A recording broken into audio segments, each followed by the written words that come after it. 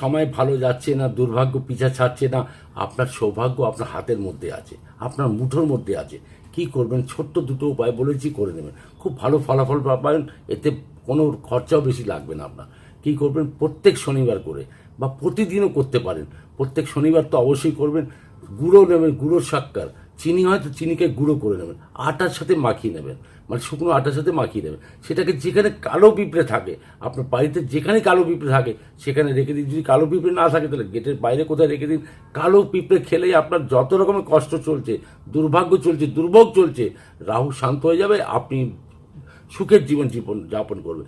আরেকটা হচ্ছে শনিবার দিন কাককে কাককে যদি গাঠিয়া খাওয়ানো হয়, ওই বেসনের গাঠিয়াগুলো হয়তো পাওয়া যায়, অনেক দোকানে পাওয়া যায়, ওই গাঠিয়াগুলো নিয়ে যদি কাককে খাওয়ানো হয়, কাকরা খুব ভালোবাসে এই গাঠিয়া। কাক বেসনের গাঠিয়া খেলেই আপনার সমস্ত রকম কষ্ট কেটে যাবে, শনির 7.5 ঢাইয়ার প্রভাবটা কমে আসবে।